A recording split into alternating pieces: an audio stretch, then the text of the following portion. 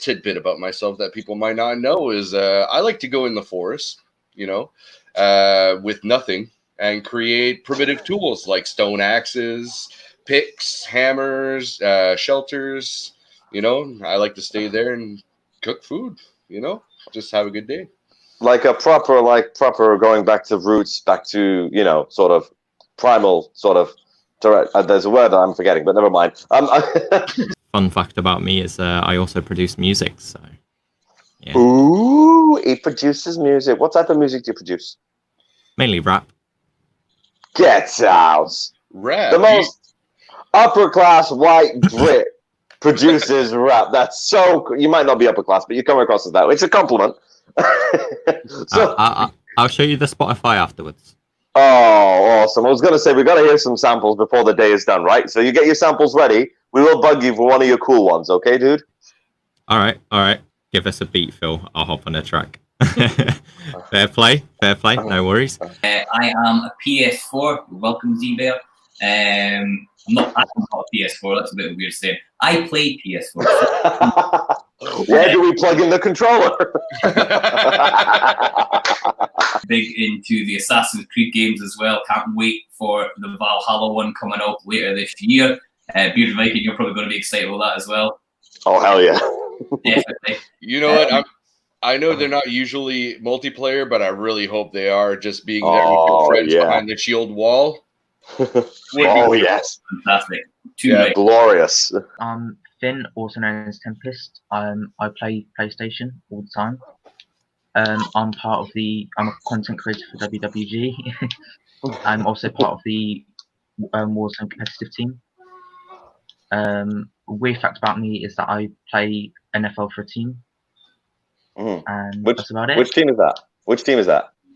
And they're called the Colchester Gladiators. Oh, the Colchester Gladiators. That's awesome. How long have you been with the Colchester Gladiators, homie? 3 years. Awesome. That's very cool. Video games that really make us really, kind of like send chills through our body, the type of video games that you want to come back to again and again, the ones that drill a memory socket into your brain and will never go anywhere. What makes games great? That's what we want to talk about today. You guys in chat, we'll keep an eye on chat. One of the things for me personally, I like difficulty in my games. Difficulty?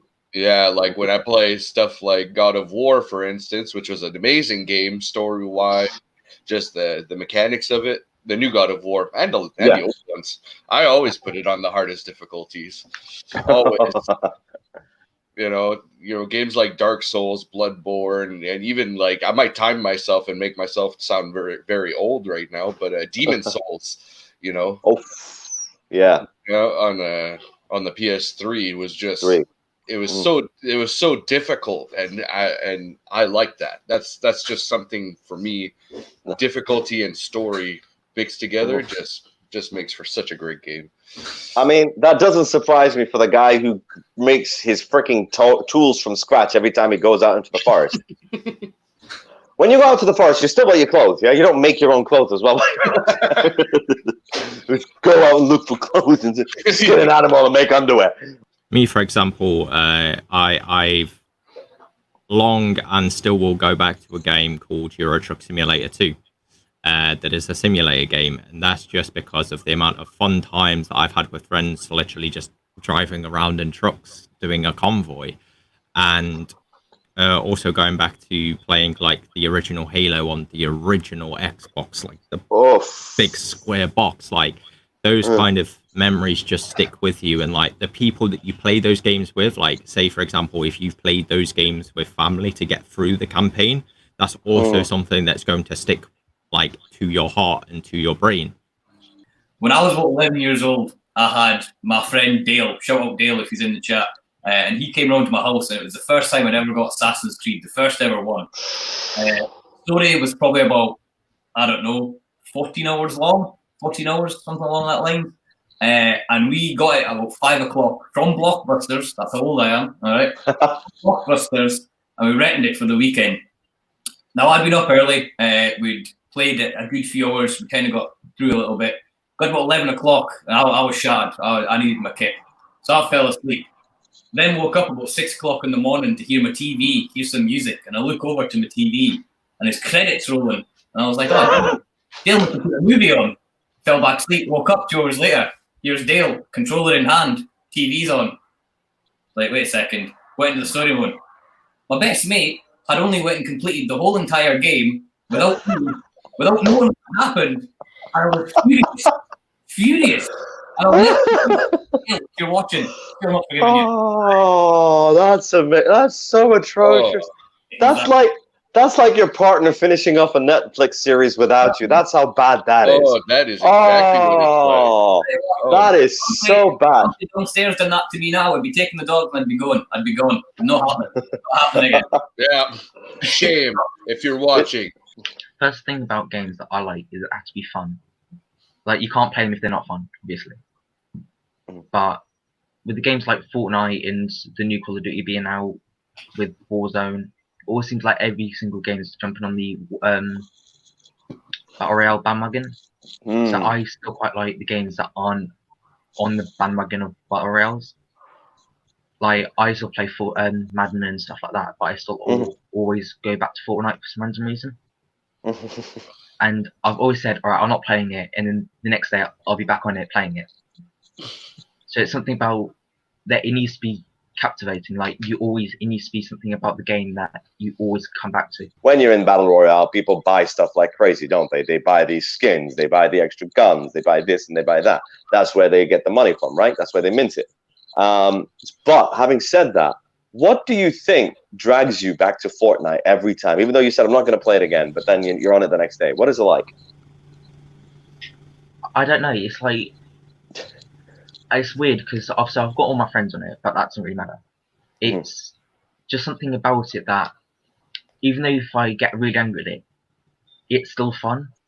Like, I could dive off the bat and then get really angry and start smashing the remote and everything.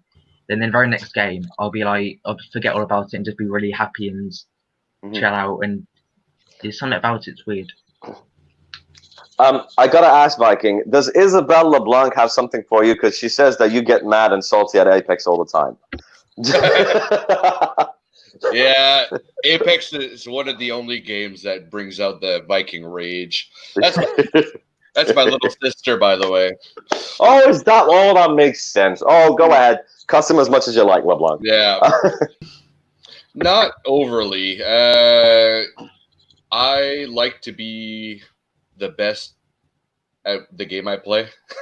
so like if I would have been in your shoes for Tekken, for instance, I would have probably tried to bring it further, play more, get better, go to competitions, because there's loads of Tekken competitions even today. Yeah. So I think that's the reason I get so mad at Apex, is because I can't. I've hit a spot in my skills where I can't get any better.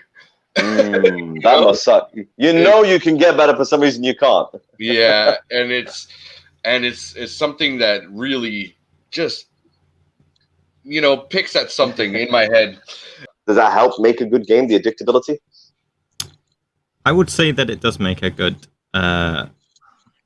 point for a game, because at the end of the day, a game is made, it's developed, and it's there for people to play it. Like, that's the whole purpose of why it's made.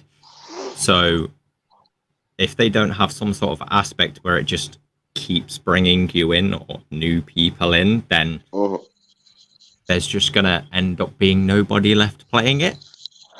And then the game's going to have not fulfilled its purpose. So I guess that the whole thing of a game having an addictability is what makes it a game, essentially, because if it doesn't have a certain section that, first of all, hooks people in and then gets them addicted, then it's not going to have a fan base. It's not going to have anybody playing it, and then they're not going to be able to put their in-game items in for them to get money off and make different games and have their own little battle royale now. So yeah. Rocket League is one of the games where it can get very bad on yourself. And bad on yourself? How do you mean? So a lot of people that watch Rocket League YouTubers or things like this will know that when you're playing Rocket League and you're playing competitively, you go through a cycle. Right. And Okay. this cycle is the following.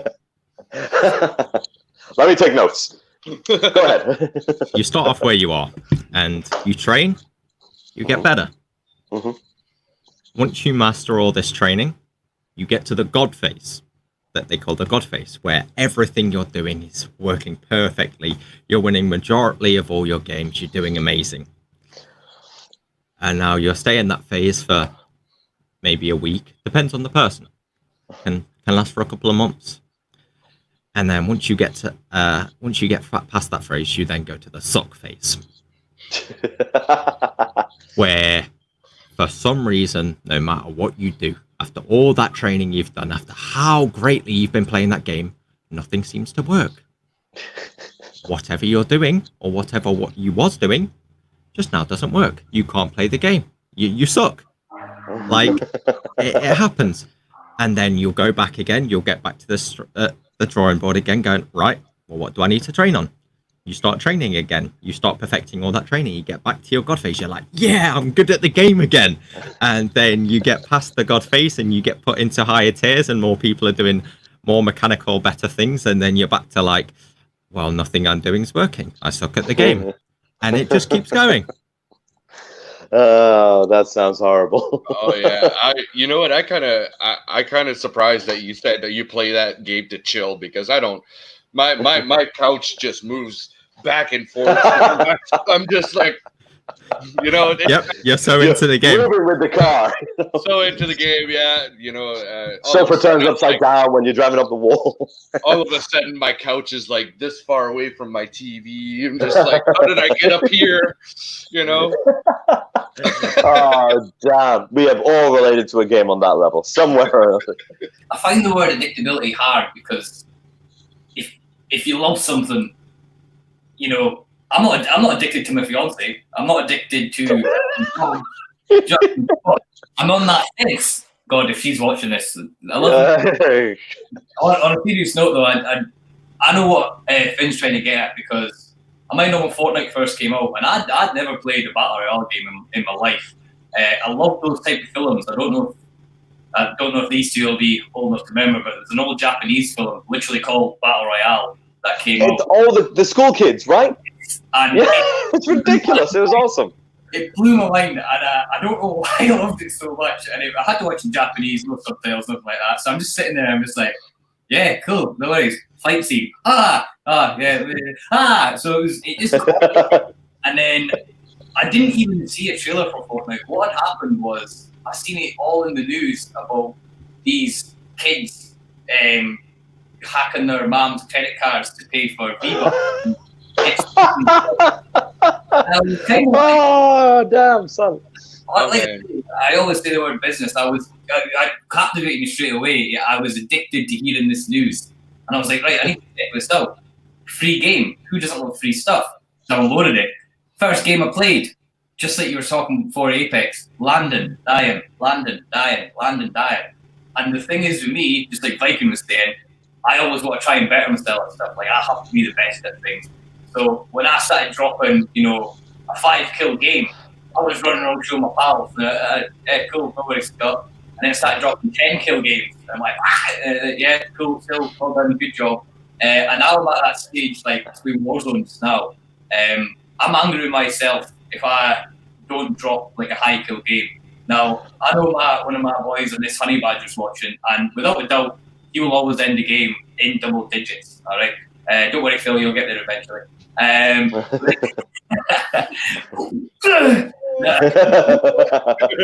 Nobody's going to come and watch you get 99th place on a quick stream. Nobody's going to come and watch you get 50th place or all the rest of it.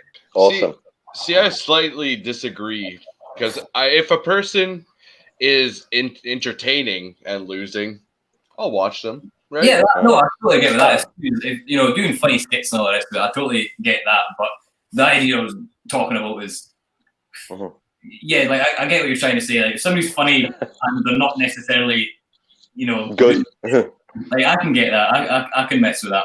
But that's what. For me, I like to see these high kill games because then I can see what they're doing and try to put it in my games. And that's the addictability part that I want to try and see is I'm watching somebody else try and copy them to get that same. We had a gentleman who asked Spyro or Crash Bandicoot. So quickly let's go all the way around and answer his question. So Finn, Spyro or Crash Bandicoot? I grew up on Crash Bandicoot. Say that again? I grew up on Crash Bandicoot. He grew up on Crash Bandicoot. Good answer. Me, Crash Bandicoot. Viking? Both? Neither? I'm going to go Spyro. Spyro. Interesting. Okay, Phill? Crash Bandicoot. Crash Bandicoot. And Scott? Yeah, it gotta be Crash. Gotta be Crash. Awesome. So 4-1, Viking, you lose. Black Ops 2. 100%. Black Ops 2. Okay, so why Black Ops 2? The storyline was just brilliant. Like the way that they sort of carried it on from the first one, and then kind of transitioned it from the future to the past, and then back again. It sort of made it really playable. Like I could play the same mission over and over again without getting bored. Mm-hmm. Oh wow! See, the thing with me is I don't. Go ahead. Sorry. Go finish. You were playing it what? I was playing it all day, every day. Literally came back from school, was on it. Wow. I got the demo for it and I didn't even bother because it's tier to none. Bye. We've lost a man. Man down. Finn, where are you? Okay, ladies and gentlemen, we do have a technical issue with Finn. Don't worry about it. Captain, you keep talking. We'll see if we can find him back. Go ahead. Yeah, just like Z was saying there, for guys that played the first ever Devil May Cry, I was a young age for that. There we go. He's back. He's back. Hallelujah. Welcome back, Finn. Lovely to see you. Nice to see you, darling. Welcome back, Bunny Boo. We missed you for about 2 seconds. I have a theory because I recently purchased Final Fantasy VII Remake. Yeah. And I was over the moon to get it, right? I was banging it out last weekend because if anybody's played Final Fantasy VII, the original one had 3 discs, right? The first disc, you were in the city of Midgar, arguably the longest disc. Then the second disc, you were out in the world. You were interacting with the world. You were finding secrets. You were unlocking things. You were finding secret characters, for God's sakes. And then the third one was the final boss where you had to fight Sephiroth, right? But you didn't have to fight Sephiroth immediately. You could still wander around in the world, right? So it was just a beautiful world to wander around. Right? I got the Final Fantasy VII Remake, and when I'm banging it out, I'm nearly like 20 hours in, and I find out by chance, I didn't even know this until after I got it. 20 hours into the game, I found out by chance that this remake is only in the city of Midgar. You don't go out and explore the world. And that broke me. The memories I had, I'm not going to get to them. You know, and the nostalgia, I have to wait for that now. And then I'm playing the game and I realize something that played the dynamics of the game, the gameplay. And it hit me. This is happening with some Japanese studios. And I think this happened with Resident Evil as well, because after 5, it kind of plateaued, right? And then they try to mix it up with 7, right? So 6 was okay. 7, they try to make it the virtual reality thing, but it took ages for 7 to come out, right? And since then, what have they done? They've gone back to 2 to remake them because they haven't got any new ideas. Yeah. Right? And I thought, was it you who said that Resident Evil 3 was a disappointment? Or one of the guys last week said it was a disappointment, Resident Evil 3. Or was it you or was it the other guy? Somebody said it. Somebody said Resident Evil 3 was a disappointment, right? Because of Nemesis, right? The remake. Yeah. My theory with the remake of Final Fantasy VII has pushed me onto my theory with Devil May Cry. They're trying to make the game more pretty and at the sacrificing of gameplay. So whilst Final Fantasy VII is gorgeous, the graphics are gorgeous, I've clocked it once, I have no desire to play it again. And I compared it to my Devil May Cries because 3, 4, DMC that they made secretly, and then 5, I clocked them all once, I didn't want to play them again. I have to completely agree with that. Recently, PlayStation sent out some free games, which one of those games was Journey. Beautiful game. Beautiful. Very short. Very short. It took me about, I think, like an hour and a half. Yeah, hour and a half, right? Yeah. To finish it. And it just left me wanting more. And sadly, that's the case with a lot of games these days. You try them, you play them, you're just left wanting more, and there could be more. There was that possibility, but it's just not there. Yeah. you know, you were talking about Final Fantasy VII. I haven't played the remake, but I used to love the original. The original is still in my top, I would say probably top 3 games. Yes, I agree, 100%. You know, but I like doing that. I like being able to explore as well. Like for instance, Ark. I don't know if anybody's ever played Ark Survival. Never actually played it. No, I've heard good things. Yeah. It's a survival game, so you have to eat, you have to drink water, you have to make sure you're not too cold, too warm. You know, you do the real thing outside. Why are you playing Ark? You go out in the woods and do the real thing. You know, you go into this thick forest filled with stuff like raptors, T-Rex, you know, stuff that wants to eat you. My ex-wife. For me, the one game that will always stick with me, and I will always have my memories with story side of things, is Halo. Yeah. Just simply because of how much there is in depth, how much things continued through games, and just playing it with family, as I've said earlier, that those things are going to stick with me. But a game recently that I've played that came out on 23rd of March 2018, I believe, A Way Out. I haven't heard of that one. Two prisoners, right? Yes. So carry on. Yep. So basically, only one of you, right? You get to play with a friend. Only one of you have to buy the game. Both of you can play it.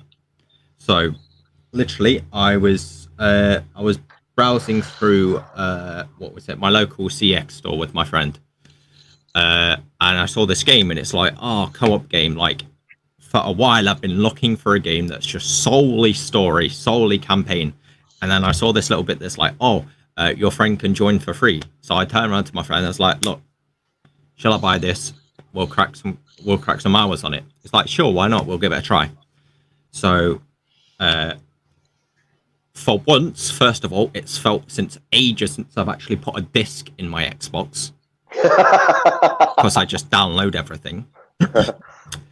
So I put it in, let it download. That's the first thing when we changed consoles, by the way. Put an Xbox 360 disc in, put in, boom, game's on. Put it into the Xbox One. You need to download what?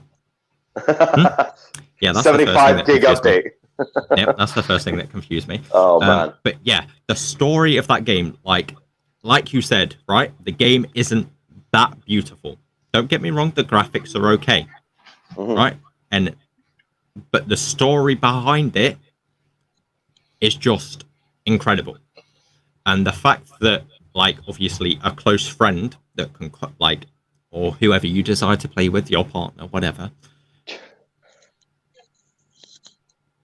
It is that story intensive. I'm not going to put any too much detail out there for people that haven't played the game. Yeah. But the end of it could leave you in an argument. It drags you in that much. Oh. Somebody mentioned before about Horizon Zero Dawn. It's been a long time since I'd fell in love with a game like that. And that game reminded me a lot of Far Cry 3. I'm not mentioning Far Cry 1 or 2. They were okay. But by far, 3 was king. And it was the idea of this madman got you on an island, and you're just a random normal person. And then it was going on about hunting animals to upgrade your gear, or having to hunt certain things to be able to get better weapons. And that kind of captivated me. And I was mad for that. And then somebody mentioned years later about Horizon Zero Dawn, and I watched the trailer. And I was like, I'm not a big fan of like robot stuff, like futuristic things. Like I'm not into that as much as I would be other games. And then somebody mentioned, I was like, it's like Far Cry 3, and I nearly snapped my neck. And I was like, what do you mean it's like Far Cry 3? Same mechanics. You go out, you hunt for things, blah blah. But instead of hunting animals, you're taking on these big, massive mechanical animals, and it's all post-apocalyptic, I don't know. It messed up. Post means after, darling. Pre means before. Post-apocalyptic. Scottish. Welcome to English. I know it's hard for Scots people, but don't worry. The undertype. We'll go Scottish. That'll do. 100% agree. 100% agree. My problem is maybe I'm getting old, but the same thing that I agree with the Scotsman here is that with Horizon Zero Dawn and even Spider-Man, I've played it once. I've clocked it. I got nearly all the trophies. I don't feel like playing it again. It is an awesome game, though. There is no doubt about it, and an awesome story as well. The way they introduce every goddamn villain that you have to challenge. 100% agree, Scott. Thanks for that. And also, there was just another point here. Gears of War 1, 2, and 3. This is Logan Johnston here. And Assassin's Creed Ezio's story. Absolutely. I mean, Gears of War, you're going to be the Xbox guys nodding your head there. I definitely love the Assassin's Creed story. Ezio was the crowning achievement of all of the Assassin's Creeds, 100%. I think everybody can agree that we loved him so much that they had to make 3 games out of the guy. Then it was the twist at the end of the third video game of Ezio, the one where the guy, the supreme being, talks to the main character from the future instead of Ezio. That was a kick in the stomach. Love that. I think I might have ruined that for spoiler there for some people. Sorry. And everybody is hyped for Valhalla. Everybody is hyped for Valhalla. There's no doubt about it. In terms of video games now, anime games are a bit niche for everybody, I think. There was only one game I think was based on an anime kind of thing. I don't know if the chat are going to disagree with me. I'm just keeping an eye on the chat as well. There was a game called Nier Automata, where you played this android who's sent down to Earth to try and save the human beings, and you fight off all these machines. And there were literally 24 different endings, each for the letter of the alphabet. Ending A, ending B, ending C, ending T. Ridiculous, right? It's amazing. And sometimes when you played it again, I don't know if this happened to me, I played it again, and the story completely changed. It altered in between, and something else completely different happened. I hadn't done anything different, but it led me to a different ending. And I can't remember specifically, but that is my game when it comes to Nier Automata, and that was an awesome hack and slash. So I think my go-to games really are kind of like hack and slashes, like God of War, Devil May Cry. Nier Automata is awesome on that end as well. Ooh, Attack on Titans, that's also an awesome game. I haven't played it, but that's an awesome shout-out. So go ahead, Viking. I'm about to make myself sound old again. On PlayStation 2, I used to play a game called Dot Hack. I don't know if you guys had ever heard of this game. Oh, I haven't heard of it. No, go on. No. So it was released in Japan first, and then in North America, I think it was like 2003. Okay. I believe. But the game had 5 discs. Whoa. They were not released at the same time. Oh, man.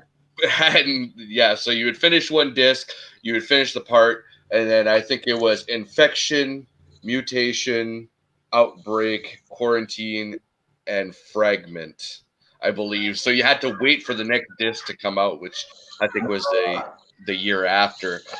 But great game, man. Wow. Osu. Now, nope, I don't know it. Go ahead. Quite a few people probably know of it when they explain this. Basically, it's a music game where you get loads of circles and lines come up on the screen, and you have to like click and match to the beat. And it's just got a Japanese theme behind it. Like that sounds Japanese. That's purely Japanese right there. Yeah, Go ahead. That's the only thing that I've had of near close experience at all near to it. So yeah, that's all I've got. The Dragon Ball fighting game based on the Dragon Ball anime characters. I mean, which is pretty cool. I don't know if because they tried to make the movie, we never talk about the movie. That was an abomination. That one movie alone could have torn down Hollywood, right? It was so atrocious, right? But the games, they seem to be coming up pretty decent, and they copy the anime series almost toe-to-toe, if I'm correct, when it comes to the story. So shout out to Scott Ferrara again. He's very good with engaging in the chat. Thanks for that, for giving us that little drop there. And Jack Dominic is also saying that he knows the game, so he's saying that was a great game, Viking. So that's pretty awesome. Oh, awesome. I'm glad to hear somebody knows it, because it's such a good game. It's not old, it's just niche, It's really niche as well. Niche, It's like the DMC Dance Mat game is what Josh Edwards said. I don't know what that means. And also we got a drop on Digimon World was sick. Okay, awesome.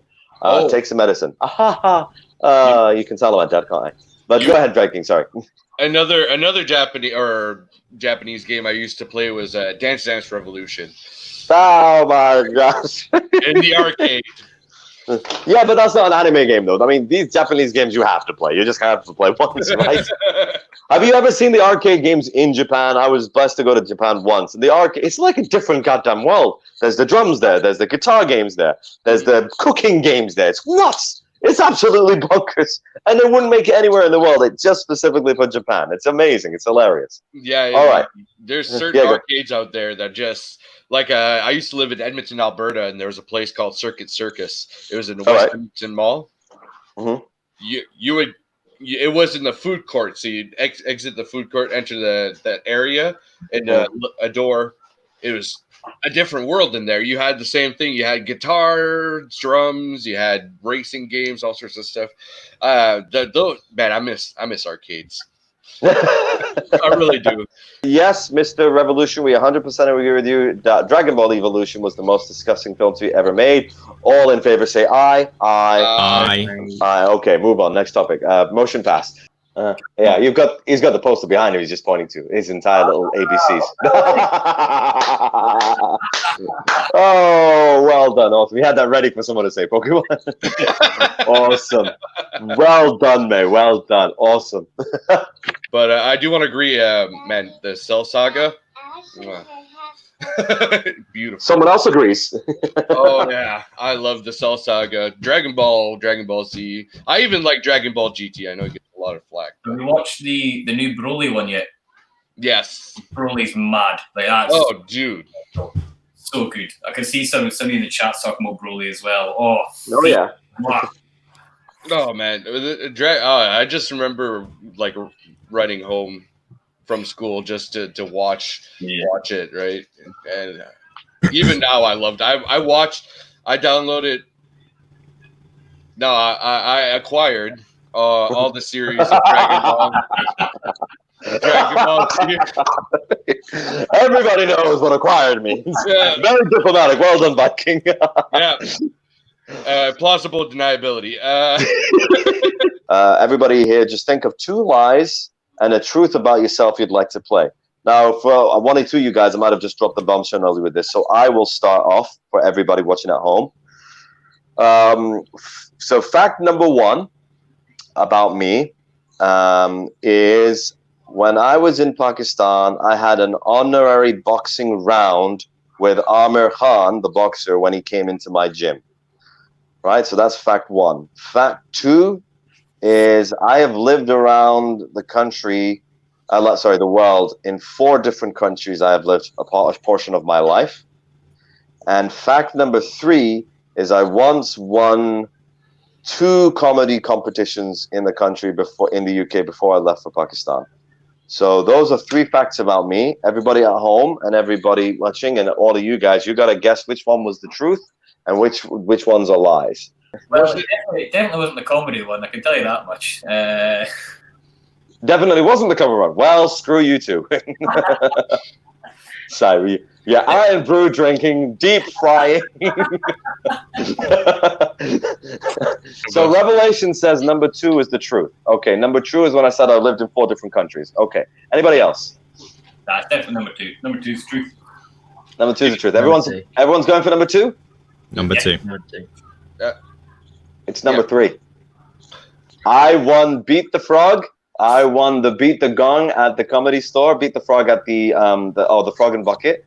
I've lived in 3 different countries. I lived in Canada for a few months. Well, no, technically I did live there for like 10, 11 months, not quite a year.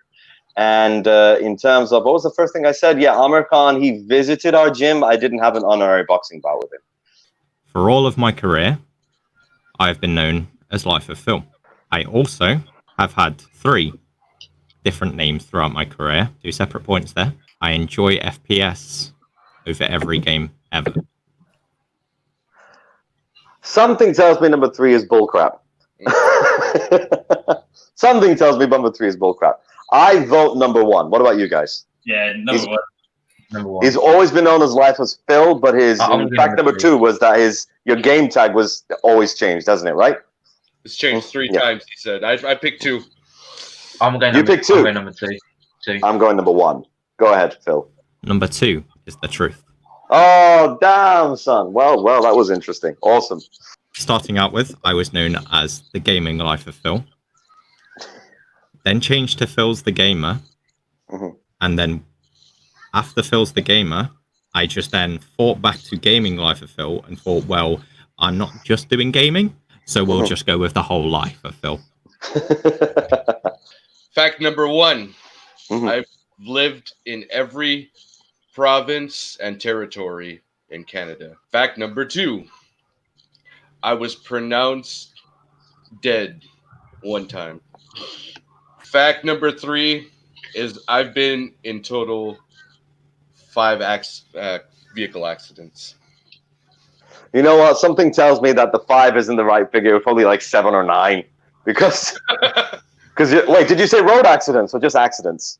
Vehicle accidents. Oh, vehicle. Okay, I take that back. Because I just thought accidents means you were in the woods and you burnt your testicles or something by mistake. But okay. Naked. That's naked, yeah. All right, we got a guy saying number 2 is true. Okay. I'm going with Viking has been pronounced dead. Damn, son, it's tricky. This was tricky. I'm gonna go for 1. Because I know a little bit about your history, so I lived is the key word there. So I'm gonna go for number 1. Chloe Page agrees with me, the only person who agrees. Thank you, Chloe. Anybody else? I'm gonna go number 3 because 5 accidents. He's just a violent man. Yeah, number 3. Proper road rage. Yeah. Number 2. You've been dead. Number 2. You've been dead. You're still dead. Aren't we all in a level? But go ahead. Number 2 is right. I was pronounced dead, and after they came, after they stopped working on me, I apparently started breathing again. So I don't remember this. Whoa! Was this when you were a kid or something?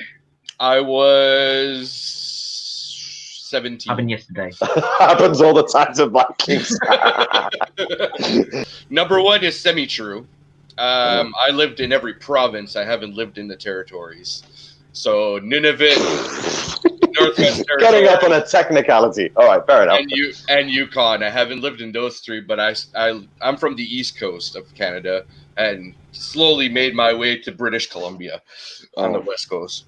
On the West Coast. Awesome. And as far as car accidents, I've only been in 2. 4. Oh, 4. Okay, 2. Wasn't ready for Valhalla, exactly. Valhalla said, go! Fact number 1, I have 9 tattoos. Fact number 2, I only have 8 teeth left in my mouth. Fact number 3, I drive a Kia Sportage. A Kia Sportage? Mm-hmm. Okay, you know what? Fact 3 is so vanilla that has to be true. I'm saying that Captain Moist only has 8 teeth left. Oh. Why Captain? Oh, the nasty word. We don't have the time. We don't have the time. Otherwise, I'd ask the History Battalion Captain Moist. Tune in next week. But yeah, I'm leaning on 3 because it seems like it would be a fun idea for you to be driving a Kia Sportage. Anybody else? Everyone's following suit just because I said 3, and I think it's just really to annoy you more than anything. I actually don't drive, so there you go. You can still hold the car. Out the window. Yeah. Also, I'm very lucky to have 12 teeth in my mouth. I have 9 tattoos. Yeah, it was rugby. I won't get into too much. Got kicked in the face, broke my jaw, broke my eye socket, lost about 8 teeth from the front 4 to the left. Jeez, son. And got my jaw and eye socket fixed. If you can't tell, my left eye is a bit droopier than the right. That's why I got it this time, make it look crazy. But yeah, basically there was an infection. It killed all my teeth in the top jaw. Man. Doctors never found it when they fixed my jaw, and ended up losing them bit by bit. Had an operation last August to get rid of them all. They gave me dentures, but they make me look like a horse. So I'm just building the name Captain Toothless because it's what I've been called from rugby days. So yeah, follow me. Like I said, I'm probably the sexiest man in Scotland without teeth. So it's no, you're just the sexiest man in Scotland. Teeth or regardless. Yeah. Fact 1, I'm part Austrian. Fact 2, I was born in Korea. And fact 3, I've moved 5 times. Damn, son. Okay, you're a part Austrian. I was gonna do an Australian thing, and I realized it said Austrian, and I'm ashamed of myself. North or South Korea? All right, some North. smart jack North Korea. How did you escape the gulags of the North Korea? That would be amazing. Alpha just dropped in, said he wants number 2 to be true. I want number 2 to be true as well. Go ahead. What about you guys? What about Phill, and what about Captain Toothless? Saying Austrian. You saying Austrian? I'm gonna go 3. You look like, don't take this offensively, you look like a guy that's moved around. You look like a guy that's seen a lot of stuff. You look like a nomad. You look like a gypsy. I mean, come on. I'm part Austrian. Damn it. Yeah. That's no I've fun. moved 4 times, but not 5. Not 5. And what was the Korea thing? You just threw that in randomly? I just made that up. You what? You I just made made that up. All right. Just made it up. Everybody, please welcome to the stage for the Packcast, the Alpha. I get chills. I've got goosebumps. Like, that's just, yeah, that's amazing. Glad to announce that it is now officially live. If you do have your own promo code or you've applied for the merch program, it's officially live. If you don't have one and you do want to have a discount, it is called WW Gaming and you do get 5%, or you can use code Alpha and get 10%. It's up to you. If you've got the code or you want to get the code, speak to your manager and apply for that, because then you can start making commission for each sale that's used with your discount code. But also, a nice little teaser for you. We do have a new shirt coming out very, very soon. The official Wicked Wolf shirt. Look at that. Gives us That is sexy as anything, ladies and gentlemen. Look at that. Isn't that gorgeous? And our sex. The t-shirt's not bad too. Yeah. Go on, show you back. A little bit to the other side. There we go. Awesome. Yeah. We got it. That is gorgeous. Now a little wiggle. No. Wiggle. No, but these are going to on sale retail at $19.99. Obviously, if you use code WW Gaming, you do get a 5% discount, and they will be officially on sale next week. So keep your eyes out for them. We will be keeping you updated on the Facebook, the YouTube, everything else. We'll be keeping you posted, and when they do get launched, if you are interested in potentially joining Wicked Wolves, there is if you go to wickedwolvesgaming.co.uk or .com. Yeah, .com, more like. There is an opportunity page on there as well where you can join us. There's different roles here, recruitment operator, tech support, competitive scout, you name it. It's all on there for you. So if you are interested in joining the Wolves, drop a message on the Facebook page or do go through the website. Thank you very much for this week, guys, and we will see you next week. Thank you very much. Wolves, yeah, throw me to the wolves, wolves, yeah, throw me to